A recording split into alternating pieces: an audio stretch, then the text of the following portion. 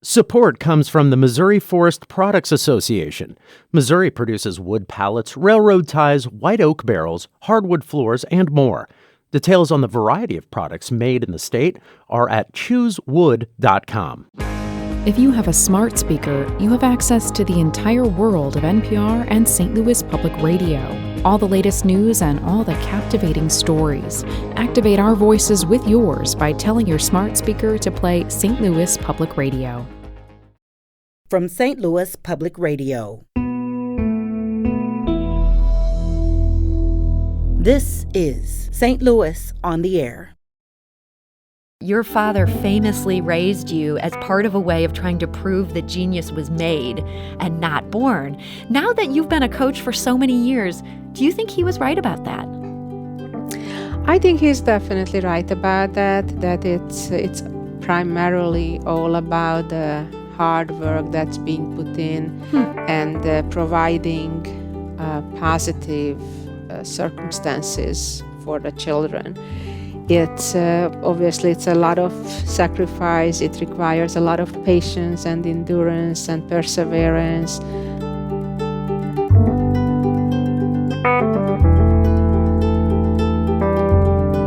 I'm Sarah Fensky.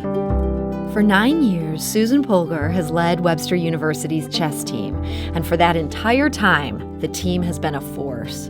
Polgar and her husband, assistant coach Paul Trong, led Webster to 7 consecutive wins in the Pan American Intercollegiate Chess Championships, along with an 8th first-place finish for good measure. Webster also won 5 straight Final Four national chess championships during Polgar's time at the helm. That success came as no surprise to anyone who knows Susan Polgar. She has gone from being a chess prodigy to a chess grandmaster, shattering more than one glass ceiling along the way.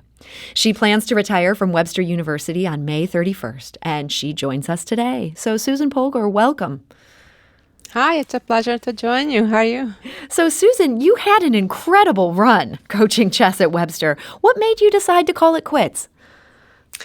Well, unfortunately, I had an accident the fall of last year. I fell down a flight of stairs, and I wasn't quite the same since. And, if I do something, I like to do it 110%. And I felt since I'm unable to give my all to the university and the students, it's best to look for another coach who could continue the success and give his all to the students. And that's exactly what I did. I reached out to a former student who has been captain of the team for 4 years, and he is a wonderful person, coach, and grandmaster. So I'm very confident that the team will be continuing in good hands. And if I wouldn't have found him or he wouldn't have agreed, I would have had maybe second thoughts. But this way, I feel good about it. So you were not ready to abandon this team. You wanted to make sure you had the perfect successor in place. Exactly. Do you think there'll be much of a transition from you moving on to having your successor take over? Well, Grandmaster Lim Lei has been with the program for 4 years himself, so he knows it very well inside out from both perspectives as a student, and ever since he has graduated a couple of years ago, he has been continued being involved with the program. So I think in the last year especially, he has been looking at it from the eyes of a potential future coach. And when I reached out to him earlier this year, he was very surprised, of course. He had no idea that I'm considering to retire. And luckily he accepted. And therefore, the fact that he's been so involved with the program for so many years, I'm very hopeful that it will be a very smooth transition. And moreover, even though I'm retiring from the day-to-day activities, I'll continue to be a director in emeritus as well as in an advisory capacity. So he'll be just a Zoom call away, and I'll be continuing to advise him and help the program. And the Institute for Chess Excellence, that's going to continue to bear your name. That's the Susan Polgar Institute for Chess Excellence, also called SPICE. That does not change. That's correct. It remains at Webster University, and I'm looking forward to a lot more success, both competitively as well as in the outreach areas, which we've been very active over the past 9 years. And Webster, we did countless camps in the summers as well as fall and spring Saturday classes for the community members. We brought a lot of big events to town, to Webster, to the university.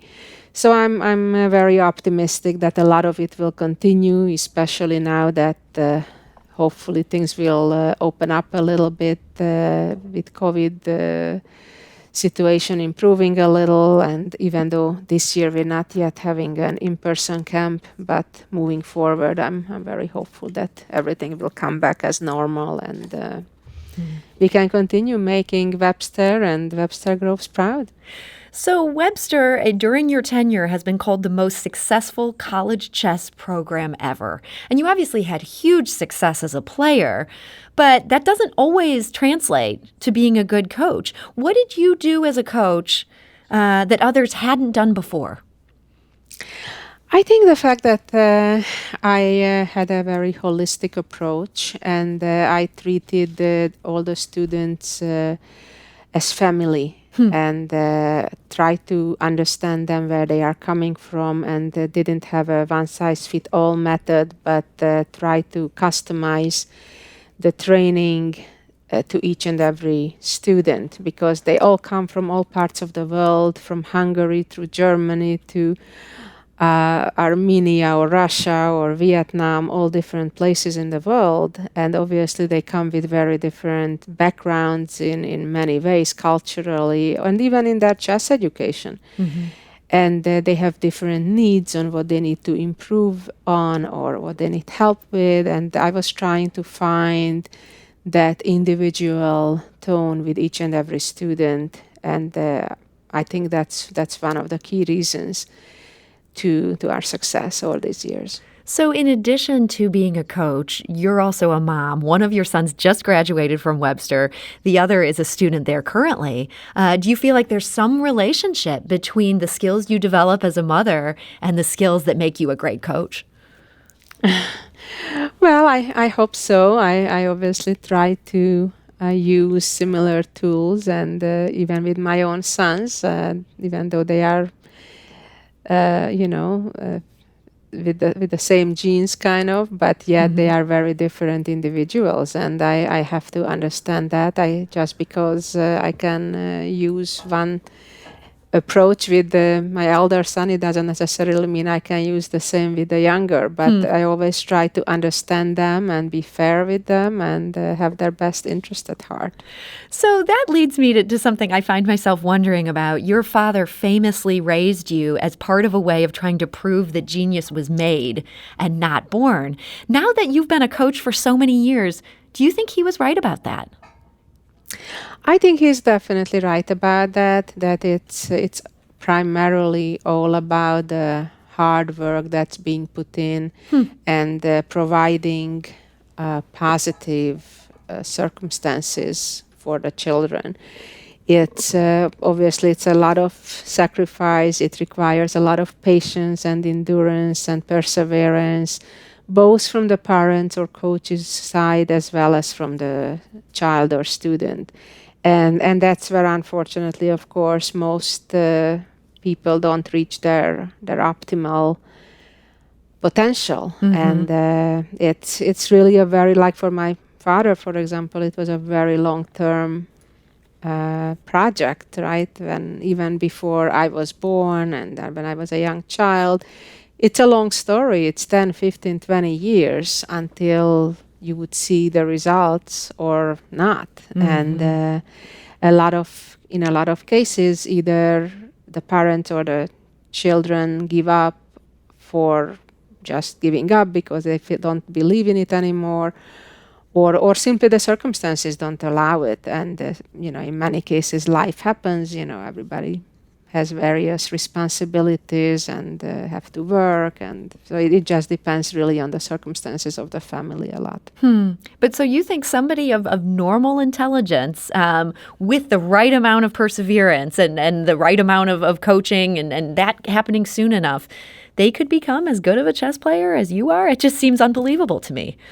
I definitely believe that, and it's definitely not limited to chess, but it's pretty much in practically any field. Of course, in some sports where physical abilities are limited, let's say, you can't teach height, for example, or Sure. something like that. I'm never going to be an NBA player, right? I mean, exactly. if your genes, make you a 5'4" height, like myself, I'm not going to be a great basketball player. But I mean, in intellectual activities or other fields where that's not a major factor, I do believe that indeed anybody is capable of anything. We're talking today to Susan Polgar. She is retiring on May 31st from her role as chess coach at Webster University, where she just had extraordinary success. Susan, you mentioned that circumstances can play a role in even somebody who has the right coaching, the right intelligence. They may choose to drop by the wayside. And you ran into so many barriers in your playing days. Just reading up on you, it was shocking reading about all the politics that went into people trying to stop you and trying to stop you from being able to play as a woman, and the fact you were coming from the Soviet bloc and the Soviets were not supportive of a Hungarian getting these opportunities.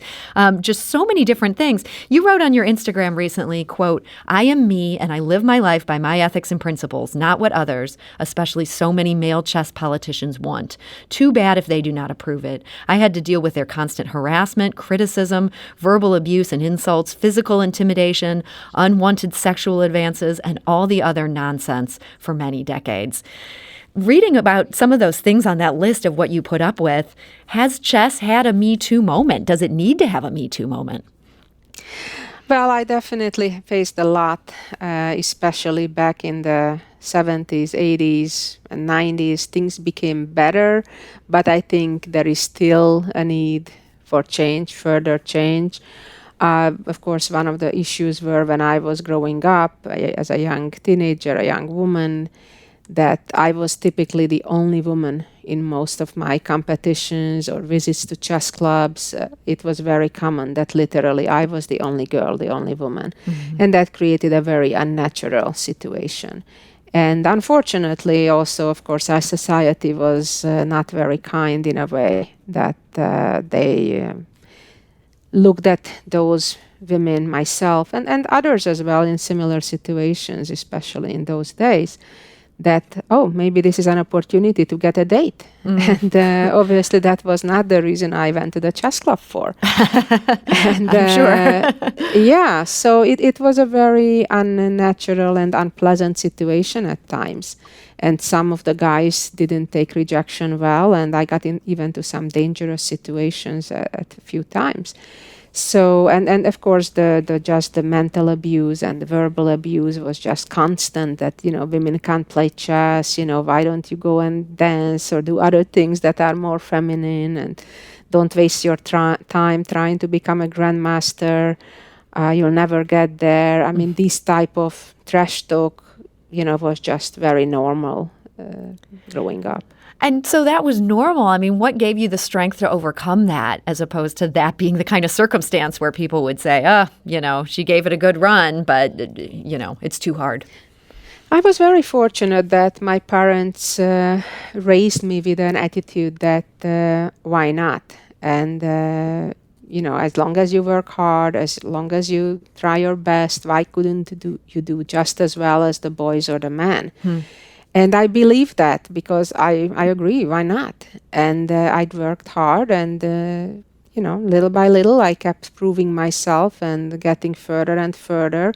And, when I became a master and I was told I'll never be a grandmaster, I said, well, I was told before I couldn't do something, and I did it. And I just kept moving on to the next step and the next step and the next step until I finally broke the gender barrier and became the first woman to earn the grandmaster title by the traditional requirements of making the norms and rating. And that's when finally they realized that, she did it. And I'm very proud that since then, a few dozen other women also have followed my footsteps, and I opened the floodgate, as they say, and opened the door for women to believe in it and do it. And now that there's not just one woman there in that environment, do you think some of those things you dealt with, some of those unwanted advancements and that kind of attitude has gone away?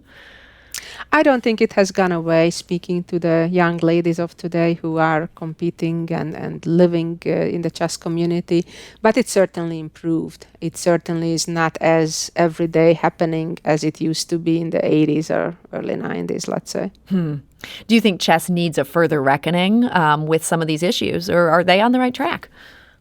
Well, it's improving, but I think it is important that we talk about it, and the people in the chess, in the leadership positions or in chess club, in organizations, in schools, they talk about it, and they talk about it to the young boys so they don't end up being like the previous generations were. So one of the other barriers you broke, you were the first female coach to lead a men's Division I team to a national title. This was at Texas Tech, which you worked at before you came to Webster. When you came onto the job of being a coach, did you feel like you needed to prove yourself all over again, even after everything you'd done as a player? I think so. I was hoping it wouldn't be the same kind of sexism to deal with as a player, but not terribly much have changed. Even now, after all the success that I proved myself and all the success that we had with Texas Tech and then with Webster University, still, for example, when my announcement of my retirement was made a month or two back, none of the other coaches wrote congratulations on your retirement. Perhaps they are celebrating, oh, finally she retired. Now maybe we have a better chance to win, you know. It's almost a compliment, right? If they're happy to see you go. Yeah, in a way. Was it hard to convince top players to give your program a chance when you were starting out as a coach? I think they believed in my track record, and of course initially it wasn't easy because like at Texas Tech there was no history, there was no past of chess at Texas Tech at all. Like you were sort of starting from the ground. From scratch. We had to buy chess sets and chess boards and everything. And the same when we moved to Webster. There was no chess program here before, and here again we had to start with the basics.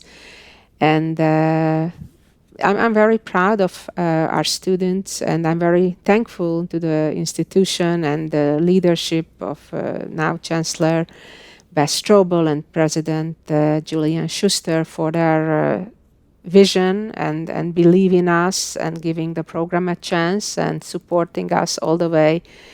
Now over 9 years, and we couldn't have done it obviously without the support of the institution and the leadership as well as the colleagues. You know, it was a real pleasure and joy to work at Webster all these years, and everybody was really supporting us and rooting for the team, and it has been really a wonderful, wonderful experience. And do you feel like you've been able to accomplish everything you set out to do at Webster?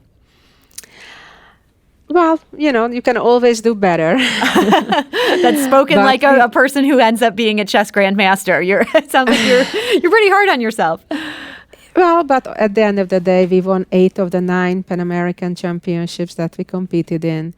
And we won at Webster 5 straight Final Four championships.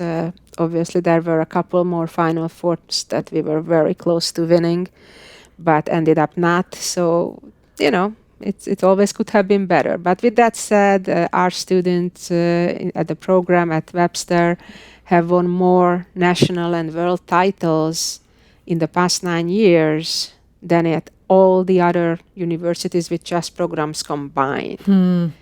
And we've been, as you said, ranked number 1 9 years straight, every day, every week, every month, every year. So overall, of course, I'm very content and I'm very proud. And let's say if 9 years ago when we came, I would have told, okay, you can take this record I would have signed on it. Well, I'm so glad to hear that. And at the same time, you have had all this success, even at a time when chess really feels a little bit ascendant. Feels like people are playing a lot of chess. Maybe the pandemic was part of that. So many people also love this show, The Queen's Gambit. Do you feel that chess is kind of on the upswing right now overall as a society? Absolutely. And I'm very, very happy to see that finally chess is getting more in the mainstream, gets more mainstream recognition. That has been my dream for most of my life. I always felt that how unfortunate that, there are all kinds of activities, whether different sports or arts, get a whole lot more recognition than chess did. And as you said, partly thanks to it as a benefit of the pandemic, despite all of its negatives, obviously. Online chess especially, got very, very popular, and then of course the Queen's Gambit series made a big boom, and I'm really pleased to see that. I hear from all kinds of people who never played chess before and didn't appreciate it. Now they look at it with a whole different eyes. Well, so we're sad to be losing you here in St. Louis, but man, you have done so much here. I understand you're now moving to Florida. Yeah, but I'm not selling my home quite yet, so I'm still around. You will keep a foot in St. Louis?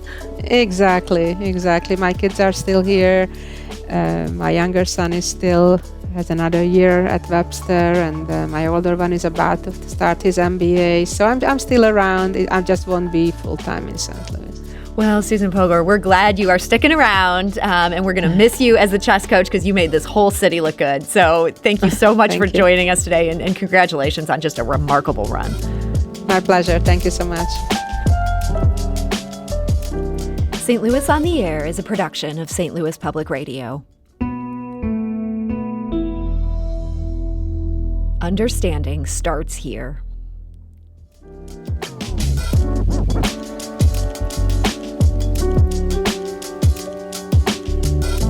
Do you find yourself regularly listening to episodes of St. Louis on the Air? Suggest us to a friend you think might enjoy our conversations.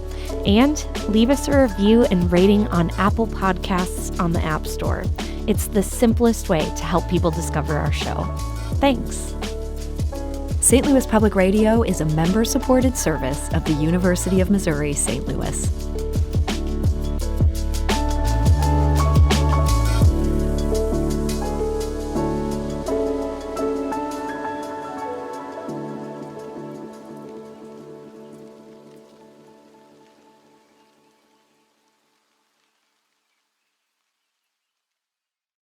Support comes from the Missouri Forest Products Association, providing more than 41,000 jobs in the production of wood pallets, railroad ties, white oak barrels, hardwood floors, and more. Details at choosewood.com.